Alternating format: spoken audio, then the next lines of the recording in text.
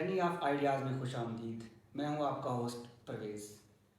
چونکہ پاکستان میں سیاست اس ٹائم اپنے پیک پہ چل رہی ہے اور الیکشنز کا بہت تھوڑا قلیل وقت رہ گیا ہے، ہم نے دعوت دی ہے اپنے ساتھ PP 167 سے امیدوار ہیں جماعت اسلامی کے عبدالقیوم گجر صاحب. السلام علیکم گجر صاحب. جی وعلیکم السلام ورحمۃ اللہ. سر کیا حال ہے؟ جی الحمدللہ. ٹھیک ہے سر، بہت شکریہ وقت دینے کے لیے. تو اپنے پوڈ کاسٹ کا آغاز کرتے ہیں. تھوڑا سا ہمارے ناظرین کو بتائیے گا اپنے بارے میں، آپ بیسیکلی کہاں سے ہیں اور آپ کی اسکولنگ کہاں سے ہے، آپ لاہور کیسے ہے، یہ تھوڑا سا ہمارے ناظرین کو بتائیے گا. ہاں یہ لمبا سفر ہے جی. الحمدللہ میں خانے وال سے بلانگ کرتا ہوں، ڈسٹرکٹ خانے وال سے، اور جنوبی پنجاب آپ کہہ سکتے ہیں. جی سر. اور وہاں سے جو خانے وال پبلک اسکول بڑا مشہور اسکول ہے، وہاں سے میں نے میٹرک کیا، اور اس کے بعد وہیں اسلامیہ ڈگری کالج خانے وال، وہاں سے میں نے انٹرمیڈیٹ کرنے کے بعد لاہور آ گیا، اور لاہور سے میں نے اپنی تعلیم مکمل کی، پنجاب یونیورسٹی سے ماسٹرز کیا اسٹیٹسٹکس میں. جی ہاں. اور اس کے بعد پھر اپنے بزنس سے وابستہ ہو گیا. صحیح ماشاء اللہ. اور اس کے علاوہ بس یہ ہے کہ میں نے، اگر یوں کہیں کہ اسٹوڈنٹ دور میں یونیورسٹی کا ایک الیکشن لڑنے کا اتفاق ہوا، اور پھر اس کے بعد اس وقت میرا تعلق جماعت اسلامی سے نہیں تھا، اور میں مختلف یعنی اور کسی مختلف پارٹی سے تھا. پھر اس کے بعد میرا یہ سیاسی سفر، فیلڈ میں آ گیا اور ایز اے کارکن کام کرتا رہا. آج سے کچھ عرصہ پہلے مجھے اتفاق ہوا قرآن کو سمجھ کر پڑھنے کا. میں نے باقاعدہ تفہیم القرآن سے مطالعہ شروع کیا، اور جب میں اس کو مکمل کرنے کے قریب تھا تو مجھے ایسے لگا جیسے مجھے راہ نظر آ گئی ہے، اور پھر اللہ تعالیٰ مجھے رہنمائی کرتے ہوئے جماعت اسلامی میں لے گیا. تو آج الحمدللہ میں جماعت اسلامی کا کارکن ہوں، اور اس حلقہ PP 167 سے جماعت کا امیدوار ہوں. اس سے پہلے میں نے بلدیات کا الیکشن لڑا جماعت کے پلیٹ فارم سے، اور ایز اے وائس چیئرمین اسی علاقے سے منتخب ہوا. الحمدللہ اب تک میں وہ خدمات انجام دے رہا ہوں. صحیح. یہ آپ کا سفر جماعت اسلامی کے ساتھ کس سن میں شروع ہوا تھا؟ 2006 میں جماعت اسلامی میں شامل ہوا. 2006. صحیح. 2006 سے آپ پہلے وائس چیئرمین منتخب ہوئے؟ نہیں، میں 2015 کے آخر میں چیئرمین منتخب ہوا جماعت اسلامی کی ٹکٹ سے. ٹھیک. اب آپ امیر بھی ہیں اپنے PP 167 کے؟ اس PP حلقہ 167 سے میری ذمہ داری، یعنی تنظیمی ذمہ داری جو ہے وہ امیر کی ہے، اور اس کے علاوہ میں یہاں سے الیکشن کانٹیسٹ کر رہا ہوں. صحیح. اور یہ MPA کی سیٹ پہ آپ کا پہلا الیکشن ہے جماعت اسلامی کے ساتھ؟ جی میرا first ever election, first ever, not only from Jamaat Islami بلکہ کسی بھی پلیٹ فارم سے میرا صوبائی اسمبلی کا پہلا الیکشن. صحیح. تو اس ٹائم آپ کی پوزیشن کیا ہے اپنے حلقے میں؟ It's very important, very interesting rather question. جی سر. دیکھیں کسی بھی پہلوان کو جو اکھاڑے میں اتر چکا ہو، اس سے یہ تو پوچھنا میرا خیال ہے کہ شاید مناسب نہ لگے کہ جی آپ کی کیا پوزیشن ہے. تو میں تو سمجھ رہا ہوں کہ میری پوزیشن بہت اچھی ہے، لیکن یہ تو حلقے کا ووٹر بتا سکتا ہے. لیکن ایک میں عرض ضرور کروں گا کہ عام طور پہ جماعت اسلامی کے بارے میں یہ سمجھا جاتا تھا کہ جماعت اسلامی کو بہت زیادہ ووٹ لینے والی پارٹی نہیں ہے. لیکن اس وقت الحمدللہ میں یہ محسوس کر رہا ہوں کہ ریئیکشن کے ووٹ جماعت اسلامی کو مل رہے ہیں، کیونکہ آپ دیکھیں کہ پٹے ہوئے گھوڑے جو بار بار پٹ چکے ہیں وہ میدان میں آئے ہیں، اور وہ آ کے اب وہ یعنی یوں سمجھیں کہ پرانے شکاری نئے جال لے کر آ گئے ہیں اور عوام کو پھانسنا چاہتے ہیں. میں یہ سمجھتا ہوں کہ یہ جو سوشل میڈیا ہے، یہ جو موبائل جسے ہم کہتے ہیں، یہ ایک پام ٹاپ ایک ہتھیار آ گیا لوگوں کے ہاتھ میں، جو ہر چیز کو ایکسپوز کرتا چلا جا رہا ہے. پہلے کیا تھا کہ جو جماعت اسلامی کی ایکٹیویٹی تھی، جو پازیٹیو معاشرے میں خدمت ہے، اس کو کہیں اجاگر کرنے کا پلیٹ فارم نہیں تھا. یعنی ایون جو ہمارا مین اسٹریم میڈیا ہے وہ بھی جماعت اسلامی کی ایکٹیویٹیز کو اس طرح سے نہیں دکھاتا تھا. آپ دیکھیں کہ آپ کے سامنے کرونا کی وبا ہو، سیلاب آیا ہو، زلزلہ ہو، ان سارے موقعوں پہ جماعت اسلامی الخدمت فاؤنڈیشن کی شکل میں پورے معاشرے کی خدمت کرتی نظر آتی تھی، لیکن اس کی بہت کم کوریج جو ہے وہ مین اسٹریم میڈیا میں ہوتی تھی. لیکن اب کیا ہے، اب یہ ہوا ہے کہ سوشل میڈیا آنے کے بعد اگر جماعت اسلامی کا سینیٹر مشتاق احمد خان سینٹ میں کوئی گفتگو کرتا ہے تو وہ گفتگو بھی مین اسٹریم میڈیا تو شاید تھوڑا بہت ایک دفعہ دکھا دے گا، لیکن سوشل میڈیا کو پوری طرح ایکسپوز ہو جاتی ہے. یہ پتہ چلتا ہے کہ انہوں نے کیا کہا ہے. انہوں نے اگر فوجی عدالتوں کی مخالفت کی کہ جی فوجی عدالتیں سویلینز کے مقدمات نہ سنیں، تو آپ دیکھیں کہ پورے پاکستان نے دیکھا کہ اس ہر جگہ دکھایا گیا سوشل میڈیا پر. مشتاق احمد خان اگر رفا بارڈر پہ پہنچے غزہ کے اور وہاں ایک ہفتہ تک مقیم رہے کہ ان کو اندر داخلے کا راستہ مل جائے، تو پورا سوشل میڈیا ان کو بار بار دکھاتا رہا، ان کی گفتگویں سنواتا رہا. تو میں یہ سمجھتا ہوں کہ اب جماعت اسلامی کو اپنا کام بتانے کے لیے، اپنا پروگرام، اپنا پیغام لوگوں تک پہنچانے کے لیے اب اور کسی سہارے کی ضرورت نہیں رہی ہے. سوشل میڈیا ایک بہت بڑی سپورٹ ہے. ایک اور بات ہے کہ یہ جو لوگ جن کا ہم ابھی کہہ رہے ہیں پرانے شکاری نئے جال، تو یہ پہلے کیا ہوتا تھا کہ یہ بیان دیتے تھے اور اس کے بعد اس بیان کی کوئی سند نہیں ہوتی تھی، کوئی سرٹیفکیشن نہیں تھی. لیکن آج آپ دیکھیے کہ ہر بیان ان کو دوبارہ سنایا جاتا ہے کہ جناب آپ نے فلاں وقت یہ بیان دیا تھا اور آج آپ یہ بیان دے رہے ہیں. ماضی سے کمپیئر کیا جاتا ہے، کام کمپیئر کیا جاتا ہے. جی سر. تو میں یہ سمجھتا ہوں کہ یہ بڑی، میں تو اس کو یعنی الیکشن کے لیے مین ٹول سمجھتا ہوں اس کو، سوشل میڈیا کو. It's a main tool for election. اور آنے والے وقت میں یعنی اس میں ایکسپیکٹ کر رہا ہوں، مجھے توقع ہے کہ جو الیکشن کا مہنگا ہونا ہے، جو کہ ایک عام امیدوار کے لیے نہیں سمجھیں کہ جو ایک کسی بھی ملک کے شہری کا حق ہے کہ اگر وہ الیکشن لڑنا چاہے تو اس کو فری اینڈ فیئر الیکشن کے مواقع ملنے چاہیے. وہ الیکشن مہنگا ہونے کی وجہ سے چھن گئے تھے، وہ دوبارہ حاصل ہونے والے ہیں، جو کہ اب الیکشن اتنا مہنگا نہیں رہے گا. اب یہ جتنی سوشل میڈیا کمپینس ہیں بس وہی چلے گی. تو میرا خیال یہ ہے کہ اس وقت ہماری پوزیشن اس لحاظ سے بہتر ہے کہ ہمارا کام، ہمارا پیغام اور ہمارا پروگرام پبلک کے سامنے پوری طرح آ چکا ہے. پبلک کی دوسری یہ ہے کہ جماعت اسلامی ایک پروگریسو، ٹیکنیکل، سائنٹیفک، پڑھے لکھے لوگوں کی جماعت ہے. بالکل سر. ایک تصور بنا دیا گیا جماعت کے بارے میں خواہ کہ شاید یہ کوئی جو نا عام جو مولوی مسجد والے ہیں صرف ان کی جماعت ہے. ہرگز ایسا نہیں ہے. میں نے آپ سے جیسے عرض کیا کہ جماعت اسلامی ایک پروگریسو جماعت ہے اور انتہائی اچھا. اگر اس کا ووٹر بھی دیکھیں آپ، تو آپ پڑھے لکھے لوگوں میں جب بھی بیلٹنگ کروائیں گے تو آپ کو ہر جگہ جماعت اسلامی جیتتی نظر آئے گی. اچھا، ہم ہارتے کہاں رہے ہیں؟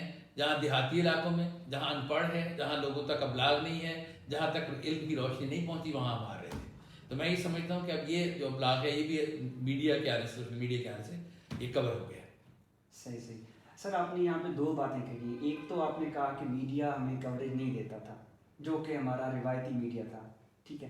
دوسری بات آپ نے یہ کی کہ یہ جو الیکشن لڑنے کے لیے آپ نے کہا تھا کہ یہ تھوڑا سا مہنگا الیکشن ہوتا ہے، اب وہ سستا ہونے جا رہا ہے ڈیو ٹو آپ نے کہا ابلاغ، ذرائع ابلاغ ہمارے پاس میڈیا آتا ہے.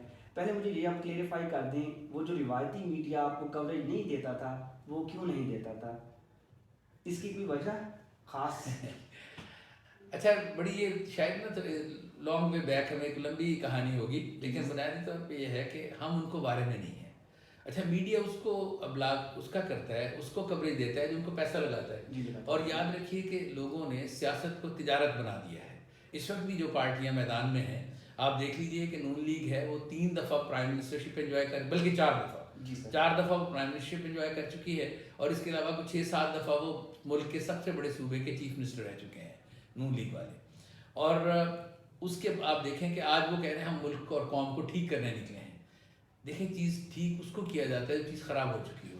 اگر وہ خراب ہوئی ہے تو وہ کس نے خراب کی ہے اور آج پھر ٹھیک کرنے کی ضرورت کیوں پڑ گئی ہے؟ تو جن لوگوں کے پاس ایز اے ہول اقتدار رہا اتنا عرصہ، اس کا خراب کرنے کے ذمہ دار وہی ہیں، تو آج وہ ٹھیک کرنے کے دعوے کر رہے ہیں. تو اگر پہلے ٹھیک ہی کرنا تھا بعد میں، تو خراب کیوں کیا تھا؟ تو یہ میں سمجھتا ہوں کہ لوگوں نے اس کو تجارت بنا کے کام کیا، اور دیٹس وائی کہ وہ پیسہ لگاتے ٹی وی چینلز کو اور اپنی خبریں اس پہ چلواتے ہیں، جھوٹے سچے اشتہار چلواتے ہیں، جس سے قوم جو ہے نا وہ ایک دم مائنڈ سیٹ چینج کر دیتے ہیں لوگوں کا. اور یہ صورتحال سوشل میڈیا آنے کے بعد اس میں بہتری آئی ہے. صحیح صحیح. خیر، پھر یہ کام تو جماعت اسلامی بھی کر سکتی تھی، پیسہ لگا کے بھائی اپنے اشتہار چلانا، اپنے ایڈس چلوانا، سوشل میڈیا پہ ایکٹیو ہونا. تو یہ کام جماعت اسلامی نے نہیں کیا تھا پہلے؟ اگر یہ کرتے تو پھر میں یہی عرض کروں گا کہ پھر ہم بھی تجارت بناتے. بیکاز آپ یہ دیکھیے کہ ہمارے زیادہ تر جو کینڈیڈیٹس ہوتے ہیں وہ مڈل کلاس سے تعلق رکھتے ہیں. ہمارا یہ کلیم ہے، ہمارا دعویٰ کہ ہم آپ میں سے ہیں، آپ جیسے ہیں، اور آپ کے مسائل کا ہمیں پوری طرح ادراک ہے، اور ہم آئیے مل جل کر ہم مسائل کو حل کریں. یہ ہمارا کلیم ہے. تو اگر ہم بھی یہی کام کریں گے تو اس کا مطلب پھر ہم بھی کمانے نکل جائیں گے بعد میں، کہ جب ہم فیلڈ میں منتخب ہو کے پہنچیں گے تو ہم اس جو پارلیمنٹ کی ممبری ہے ہم اس کو اپنی کمائی کا ذریعہ بنا لیں گے، ہم لائسنس بیچیں گے، ہم یہ سارا کچھ کریں گے. یہ جماعت اسلامی کی جو فکر، اس کا جو بیسک نظریہ ہے، اس کی نفی ہے. صحیح صحیح. اچھا سر، آپ نا مجھے تھوڑا سا اپنے منشور کے بارے میں گائیڈ کیجیے گا تاکہ ہمارے ناظرین کو پتہ چل سکے کہ جماعت اسلامی کا اس الیکشنز میں منشور کیا ہے.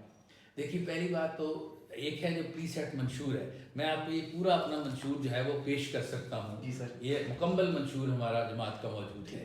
اچھا، لیکن میں سمجھتا ہوں جو بیسک جو چیزیں ہیں بنیادی وہ یہ ہے کہ اس وقت قوم مہنگائی کی چکی میں پس رہی ہے. اور یقین کیجیے کہ جو بھی بندہ آتا ہے، جو بھی حکومت آتی ہے، ایون آج سے 5 سال پہلے 6 سال پہلے خان صاحب کی حکومت آئی تو انہوں نے بھی یہی کہا تھا. اس سے پہلے نون لیگ والوں کی حکومت آئی، انہوں نے بھی یہی دعویٰ کیا تھا. پھر اس کے بعد آپ دیکھیں کہ پی ٹی آئی کی حکومت نے یہ سارے دعوے کیے، اور اس کے بعد 16 ماہ کی ایک حکومت آئی کہ جی عوام مہنگائی میں پس گئے، ہم عوام کو ریلیف دینے آ رہے ہیں. لیکن یہ کیسے ممکن ہے کہ وہ پبلک کو ریلیف دے سکیں جبکہ وہ تو جو کماتے ہیں ظاہر ہے وہ سارا پبلک کو پے کرنا پڑتا ہے. آپ دیکھیں ہمارے ٹیکسوں کی کمائی، یہ جو M P A M N As کی خرید و فروخت ہوتی ہے وہ ہمارے ٹیکسوں کی کمائی میں سے ہو رہی ہے. تو میں یہ سمجھتا ہوں کہ جماعت اسلامی نے یعنی چونکہ اگر یہ پلان دیا ہے کہ ہم مہنگائی کم کریں گے تو آئی کین کلیم کہ دے کین، وہ کر سکتے ہیں، بیکاز ان کی جو پالیسی ہے وہ سادگی کی پالیسی ہے. سب سے پہلے انہوں نے کہا کہ جی ہمارا کوئی پروٹوکول نہیں ہوگا. اور جماعت اسلامی کے امیر جو ہیں اس وقت پاکستان کے، آپ دیکھیے کہ باقی پارٹی لیڈرز کو کس طرح سیکورٹی ملی ہوئی ہے، اور ان کے ساتھ کوئی ہٹو بچو نہیں ہے، کچھ نہیں. بڑے سکون سے وہ 2 گاڑیاں ہوتی ہیں، ایک میں وہ خود ہوتے ہیں، دوسرے ان کا جو اسٹاف ساتھ اگر کہیں موو کرنا ہے تو وہ موو کر رہے ہوتے ہیں. تو ہمارے کسی بھی لیڈر کے پاس کوئی اس قسم کی سیکورٹی نہیں ہے. مجھے بھی یعنی کئی لوگ کہتے ہیں کہ جب آپ ان کے مقابلے میں ہیں تو ہم یہ کہتے ہیں کہ نہیں، ہم تو پبلک کے نمائندے ہیں، پبلک میں سے ہیں. تو میں یہ سمجھتا ہوں کہ جب پروٹوکول ختم ہو جائے گا اور پھر جو لیکیج ہے، جو وسائل کا ضیاع اس وقت لیکیج کی صورت میں بہت بڑا ہو رہا ہے، وہ رک جائے گا. آپ دیکھیں کہ پارلیمنٹ اور پریزیڈنٹ ہاؤس اور پرائم منسٹر ہاؤس کے جو بجٹ ہے وہ اربوں میں ہے. اب آپ یہ دیکھیں کہ وہ پوری کی پوری بچت ہے. اس کے علاوہ آپ دیکھیں کہ اس وقت سرکاری گرین نمبر پلیٹ والی گاڑیاں 90,000 سے 1 لاکھ کے درمیان ہیں پورے پاکستان میں. یعنی کتنی بڑی خوفناک یہ فیکٹ ہے. اور یہ ساری گاڑیاں پروٹوکول کے لیے استعمال ہوتی ہیں. اگر پوری دنیا میں ویسٹرن کنٹریز میں، مجھے کئی ڈیولپڈ کنٹریز میں جانے کا موقع ملا ہے، اور میں نے دیکھا ہے کہ وہاں میں نے ایک دن یہ پچھلے یہ الیکشن کے جس دن نومینیشن پیپر جمع کرائے اس کی اسکروٹنی کے 2 دن بعد مجھے آسٹریلیا جانا تھا، میرا کوئی فیملی کا ٹرپ تھا، تو میں وہاں تھا. تو میں نے وہاں دوستوں سے پوچھا جو میرے تھے، میں نے کہا یار وہ میں نے پرائم منسٹر کو نہیں دیکھا، وہ کدھر آتا نہیں ادھر سڈنی میں. تو انہوں نے کہا کہ روز یہاں سے گزرتا ہے. تو میں نے کہا میں نے موٹر پہ جانے والی گاڑیاں نہیں دیکھی. انہوں نے کہا وہ کچھ نہیں ہوتا، وہ خاموشی سے اپنی گاڑی میں گزر جاتا ہے. آسٹریلین پرائم منسٹر کی بات کر رہا ہوں جو پوری دنیا میں آپ دیکھیں جو رول کرنے والے لوگ ہیں. جی سر. اور آپ امریکہ میں جائیں، امریکہ میں بھی کوئی جو پریزیڈنٹ ہے اس کا جو سیکیورٹی ہوتی ہے تھوڑی سی، لیکن کوئی پروٹوکول نہیں ہوتا. لیکن ہمارے ہاں آپ دیکھیں کتنے لمبے پروٹوکول ہے کہ ایک ایک بندے کے ساتھ 30 گاڑیوں کا اسکواڈ چلتا ہے، اور وہ ساری کاسٹ پبلک بیئر کرتی ہے جو الٹیمیٹلی نوٹ چھاپ کے مہنگائی کی صورت میں ادا کرنی پڑتی ہے. تو میں یہ سمجھتا ہوں کہ یہ سارے اسٹیپس جماعت اسلامی لیتی ہے انشاءاللہ تعالیٰ، جو کہ ہم لیں گے منتخب ہونے کے بعد، تو مہنگائی کو کنٹرول کرنے میں ہم کامیاب ہو جائیں گے انشاءاللہ. کہ یہ بجٹ کی بات کی، اتنی ساری گاڑیاں ہوتی ہیں پروٹوکول میں، کیا جماعت اسلامی الیکٹ ہونے کے بعد یہ سارے مراد نہیں لے گی؟ چودھری صاحب جو ہمارے انشاءاللہ ایم پی اے کی سیٹ اگر جیت جائیں، اگر نہیں بالفرض جیت جائیں گے انشاءاللہ، تو جیتنے کے بعد کیا چودھری صاحب یہ سارے مراد لیں گے؟ اچھا، پہلی بات تو یہ کہ ہم یہ تو خیر بہت لوئر لیول کی ہم بات کر رہے ہیں کہ جماعت اسلامی کا ایم پی اس طرح کی مراعات لے. ہمارے سامنے تو ایک بڑی مثال موجود ہے. جماعت اسلامی کے امیر سراج الحق صاحب جو ہیں وہ پہلے سینئر منسٹر رہے کے پی کے میں 2 دفعہ، ایک دفعہ پورے 5 سال رہے اور ایک دفعہ انہوں نے 4 سال بعد ریزائن کر دیا تھا. تو وہ دونوں دفعہ سینئر منسٹر کا مطلب ڈپٹی چیف منسٹر ہوتا ہے. اور ان کے پروٹوکول کی صورتحال یہ تھی کہ لاہور میں چیف منسٹر ہاؤس میں ایک کانفرنس رکھی گئی تھی وزرائے خزانہ کی. ان کے پاس کیونکہ وزارت خزانہ بھی تھی تو وہ اٹینڈ کرنے آئے اس کو، اور وہ وہاں سے شابر سے بس میں بیٹھے اور یہاں لاگی ڈی اتر کے بس سے اتر کے جب وہ چیف منسٹر ہاؤس پنجاب گئے تو پرویز الہی صاحب چیف منسٹر تھے، اور ان کو انہوں نے روک لیا سیکورٹی والوں نے. تو انہوں نے کہا کہ آپ نے کہاں جانا ہے مولوی صاحب؟ تو انہوں نے کہا کہ میں یہ چیف منسٹر ہاؤس میں جانا ہے، میٹنگ ہے. اس نے پھر اندر بلائی کال کی تھی، وہ ایک مولوی ہے وہ کہتا ہے میں نے اندر جانا ہے. تو اندر سے وہ پرویز الہی تک بات پہنچی تو وہ گیٹ پہ لینے آیا ان کے سراج الحق صاحب ہوں گے. تو سراج الحق صاحب جو ہے بغیر کسی پروٹوکول کے بس پہ بیٹھ کے وہاں پہنچے، اور جب میٹنگ سے فارغ ہوئے تو وزیر اعلیٰ صاحب پنجاب جو تھے انہوں نے کہا کہ جی ہم آپ کو منصورہ ڈراپ کر دیتے ہیں، آپ نے جانا تو ہوگا. ان کا نہیں، جس طرح بس رکشے سے آئے اسی طرح چلے جاؤں گا. تو ہم نے مثال قائم کی ہے. اس سے پہلے جماعت اسلامی کا لارڈ میئر رہ چکا ہے کراچی میں، اور 4 سال لارڈ میئر رہا، کوئی پروٹوکول نہیں تھا، جبکہ لارڈ میئر کراچی میں it's not less than chief minister. یہ صورتحال ہے. اللہ کا شکر ہے ہم نے، ایک ہوتا ہے وعدے کرنا، دعوے کرنا، اور ایک ہوتا ہے سینگ از بلیونگ، دیکھنا یقین کرنا ہے. صحیح صحیح. تو ہم نے ہمارے ایکشن جو ہے نا وہ دے اسپیکس لاؤڈر دین ورڈس. بالکل سر. جی سر آخر میں 2-4 کوشچن ہیں آپ کے پرسنل. تو جتنا آپ نے سادگی پہ بات کی ہے تو میں سمجھتا ہوں کہ چودھری صاحب خود بھی بڑے سادے ہوں گے. آپ کے پاس کوئی زمینیں، کوئی کروڑوں لاکھوں کی جائیدادیں ہیں، وہ ہمارے ناظرین کو بتائیے گا. اللہ کا شکر ہے میں نے جتنے میرے جو کچھ تھا میرے پاس وہ میں نے ابھی الیکشن میں جب درخواست جمع کرائی ہے، کاغذات نامزدگی جمع کرائے تو اس میں وہ ساتھ سے ڈکلیئر کیے ہیں کہ میری اہلیہ جو تھی ان کے پاس کچھ گولڈ وغیرہ تھا وہ ہم نے شو کیا ہے، اور ان کا جو بینک بیلنس تھا چونکہ وہ گورنمنٹ جاب میں تھیں. اور اس کے علاوہ میرے پاس میرا اپنا گھر ہے یہیں جوہر ٹاؤن میں، 7.5 مرلے کا گھر ہے جس میں میں رہتا ہوں. اور اس کے علاوہ اور کوئی 1-8 پلاٹ میرے کو ہوگا جو میں نے اپنی بچت کر کے چھوٹا سا خریدا ہوگا. تو اس پہ آپ کو نیب کا کوئی نوٹس بھی وصول ہوا ہے یا نہیں ابھی تک؟ Very interesting question. نیب کا نوٹس خیر یہاں تک نوبت تو کیا آنی ہے. ہمارے جو پارلیمنٹیرینس ہیں جماعت اسلامی کے وہ 200 پارلیمنٹیرین پچھلے 70 سالوں میں منتخب ہوتے رہے. کبھی 5، کبھی 7، کبھی 10، کبھی 12، کبھی 3، اس طرح کی صورتحال رہی. ٹوٹل 200 تھے اور آج تک کسی پارلیمنٹیرین کے اوپر کوئی الزام تک نہیں لگا. نو ایلیگیشن. یعنی بہت دور کی بات ہے کہ نوٹس آئے ان کو، آج تک الزام تک نہیں لگا. تو ہم تو بہت ہی ادنا درجے کے کارکن ہیں. ہم سے ایسی توقعات نہیں رکھی جا سکتی الحمدللہ. صحیح صحیح. الیکشنز میں آپ کامیاب ہونے کے بعد بالفرض آپ کی اقلیتی کچھ سیٹس ہوتی ہیں تو آپ آگے جا کے کس حکومت کے ساتھ آپ نے الائنس کرنا ہے آپ نے؟ دیکھیں پہلی بات تو یہ ہے کہ میں اس کے بارے میں اسٹیٹمنٹ اس لیے نہیں دے سکتا کہ یہ پارٹی سربراہ جو ہے، جو ہماری مرکزی شورا ہے وہ یہ فیصلے کرتی ہے جو پورے پاکستان کی.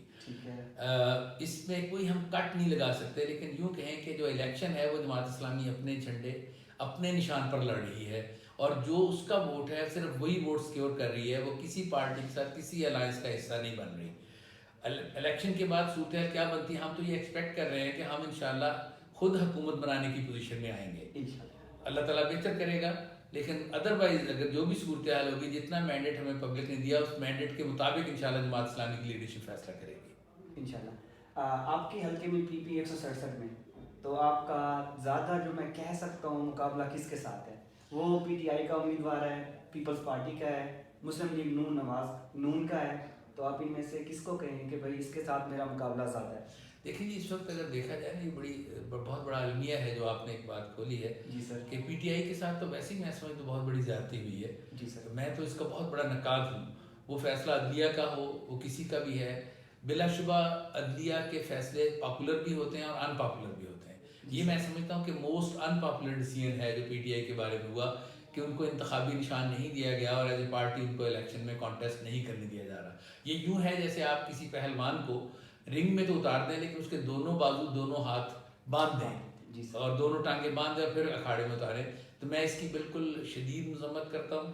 ہاں میں یہ نہیں کہتا کہ ان کے فیصلے میں ٹیکنیکل کوئی جھول ہوگا، ان کا فیصلہ ٹھیک ہوگا، لیکن اسی فیصلے کے معیار پہ باقی پارٹیوں کے انٹرا پارٹی الیکشن کیوں نہیں دیکھے گئے.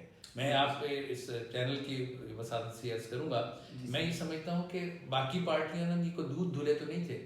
نون لیگ نے کب انٹرا پارٹی الیکشن کروائے تھے؟ پیپلز پارٹی نے کب انٹرا پارٹی الیکشن کروائے تھے؟ کاف لیگ نے کب کروائے تھے؟ اگر کروائے ہوتے تو کیا خاندانی بادشاہت اسی طرح قائم ہوتی کہ وہی میاں برادران، وہی چودھری برادران اور وہی زرداری برادران جو ہیں وہ اس پہ قابض ہیں.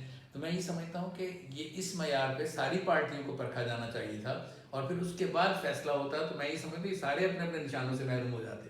ابھی صورتحال یہ ہے کہ چونکہ نون لیگ کو جو ہے نا وہ ظاہر ہے واک اوور مل رہا ہے PTI کے انتخابی نشان نہ ملنے سے. تو اس وقت میں محسوس کر رہا ہوں کہ ہم جو مقابلے ہیں پنجاب میں، کیونکہ میں پنجاب اسمبلی کے لیے کانٹیسٹ کر رہا ہوں، تو پنجاب میں مقابلے جماعت اسلامی اور نون لیگ کے درمیان ہیں. کیونکہ آزاد تو آزاد ہوتے ہیں نا، وہ تو اپنی ان کی مرضی ہوتی ہے. اس ٹائم پاکستان تحریک انصاف کے جو امیدوار ہیں وہ بھی آزاد کے طور پہ کانٹیسٹ کر رہے ہیں. تو اس لیے ہم ظاہر ہے ان کو تو کنسیڈر نہیں کر سکتے. تو اس وقت مقابلے جو ہیں وہ نون لیگ اور جماعت اسلامی کے درمیان ایز اے پارٹی. صحیح. آپ نے جو بات کی انٹرا پارٹی الیکشنز کی، 2017 میں جب نواز شریف صاحب کو نااہل کیا گیا تھا، اس وقت میری سوچ میں یہ نہیں ہے کہ نون لیگ کے اس ٹائم کوئی انٹرا پارٹی الیکشنز ہوئے تھے. تو آپ کیا کہتے ہیں کہ اس ٹائم PTI کے اوپر ڈال کے ان کی چیئرمین شپ لے لی خان صاحب سے، اور آج خان صاحب کو ایک اور جو سائفر کیس تھا اس میں 10 سال کی سزا ہو گئی، شاہ محمود قریشی صاحب کو بھی، اس کے بارے میں تھوڑی سی اپنی رائے آپ دیجیے گا. آپ کیا کہیں گے؟ دیکھیں پتہ ہے کہ میں عدلیہ کے اس طرح کے فیصلوں میں، کیونکہ وہ تو زیادہ بہتر ججمنٹ ہے کہ جوڈیشری کا، میں تو جو ان کے نشان چھیننے والا معاملہ تھا، میں نے اس فیصلے کو بھی، میں نے یہ نہیں کہا کہ وہ غلط فیصلہ ہے، میں نے کہا موسٹ ان پاپولر ڈیسیژن ہے، اور میں یہ سمجھتا ہوں کہ وہ ٹیکنیکل بنیادوں پر ٹھیک ہوگا، لیکن جو میں نے دوسرا پہلو دیا ہے میں سمجھتا ہوں کہ اس کو کنسیڈر کیا جانا چاہیے تھا کہ باقی پارٹی کو بھی جائزہ لیا جاتا. رہی یہ بات جو سائفر کیس ہے، تو یہ تو عدلیہ نے یقیناً اپنی ججمنٹ کے مطابق ہی فیصلہ دیا ہوگا، اور ظاہر ہے یہ تو وقت ثابت کرے گا کہ وہ فیصلے میں کتنا جو ہے نا وہ مستحکم فیصلہ ہے.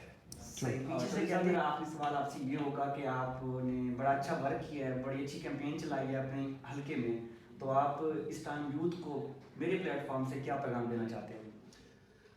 دیکھیے جی، ہم نے پورے لاہور میں بنو قابل پروگرام کے نام سے نوجوانوں کے لیے ایک بڑا پروگرام لانچ کیا ہے، اور اس میں ہم نے ہمارے پاس 50,000 سے زیادہ رجسٹریشن لاہور سے ہوئی طلباء اور طالبات کی. ہم نے وہ ایک پلیٹ فارم آفر کیا ہے نوجوان نسل کو کہ آج کل جابس نہیں مل رہی اور مہنگی ایجوکیشن ہو گئی ہے، تو ہم نے اس میں رکھا تھا کہ کم از کم ایف اے پاس یا ایف ایس سی پاس اسٹوڈنٹ ہو یا اس سے اوپر، تو ہم نے ان کا ایپٹیٹیوڈ ٹیسٹ لیا ہے، اور اس کی بنیاد پر اب ہم فیبروری کے اینڈ میں مختلف جگہ پہ مراکز قائم کریں گے جن کی تعداد 30 سے لے کے 50 تک ہوگی لاہور میں، اور وہاں 3 سے 4 شفٹوں میں ریگولر کلاسز ہوں گی، اور جو بچوں کا ایپٹیٹیوڈ ٹیسٹ میں جو ایپٹیٹیوڈ آئے گا اس کے مطابق ان کو کورس آفر کیا جائے گا، اور وہ کورس پڑھیں گے، اور اس کے بعد وہ پھر اپنا کاروبار کر سکتے ہیں آن لائن، یا اگر چاہیں گے تو جاب پلیسمنٹ بھی ان کی پاسبلٹی ہے.